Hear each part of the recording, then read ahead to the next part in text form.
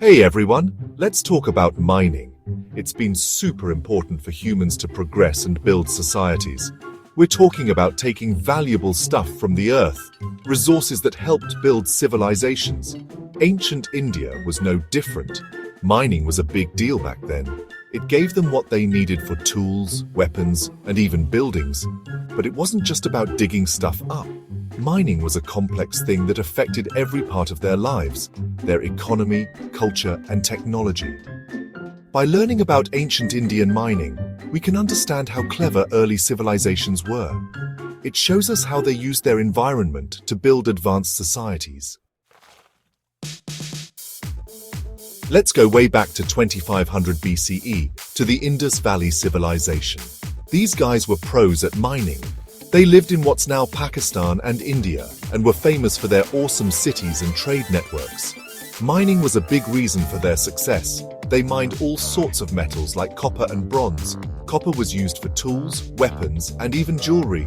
Bronze, which is made by mixing copper and tin, was super strong and lasted a long time, so it was really valuable. The Indus Valley people were like metal wizards. They knew how to melt, mix, and shape metals into useful things. After the Indus Valley Civilization came the Vedic period. They left behind some amazing books called the Vedas. These sacred texts give us clues about how important mining was back then. The Vedas talk about mining and working with metals, showing how important metals were to their society. For example, the Rig Veda mentions gold and copper being used for tools and weapons. This tells us that mining continued to be a big deal after the Indus Valley Civilization. The Vedas also talk about how they were getting better at working with metals, describing things like smelting and alloying. The Mauryan Empire, a really powerful kingdom in ancient India, was a time when mining became a well-oiled machine. Emperor Chandragupta Maurya and the emperors after him made mining a top priority because they knew it was good for the economy and for their military. The Mauryans were organized and efficient with their mining. They standardized their tools and methods and even made laws about mining. This made sure they always had the resources they needed. During this time, they also started using iron a lot more. Iron is even stronger than copper and bronze, so they could make even better tools, weapons, and farming equipment.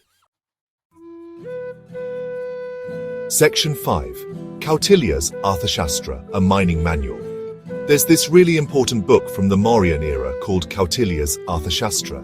It's basically a guide to running a country, and a big chunk of it is about mining. This shows us how seriously they took mining as a way to make money and get important resources. The Arthashastra talks about different types of ores, how to get them out of the ground, and how to make alloys.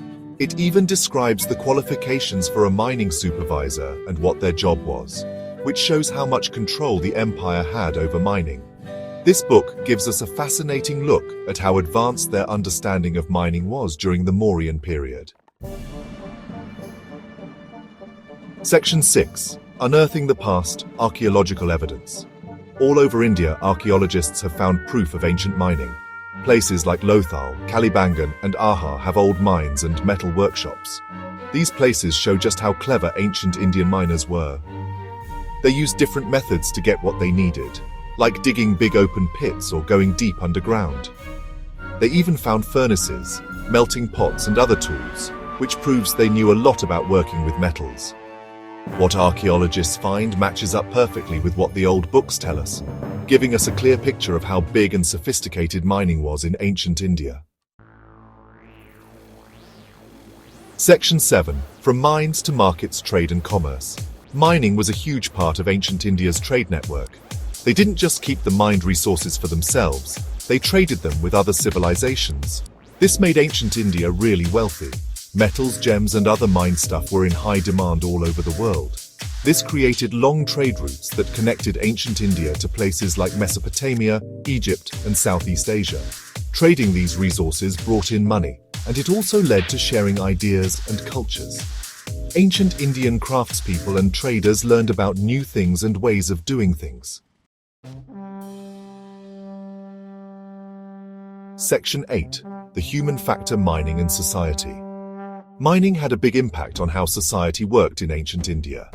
It affected how people were organized, the jobs they had, and how they benefited from mining.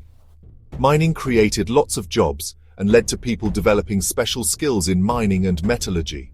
The Arthashastra talks about all sorts of mining jobs, from the miners themselves to the blacksmiths, supervisors, and even accountants. This shows how organized they were and how they divided up the work. The money made from mining helped cities grow and allowed arts and crafts to flourish. Section 9. Ancient Mining Legacy and Lessons. The history of mining in ancient India shows how creative humans can be and how we've always relied on the earth.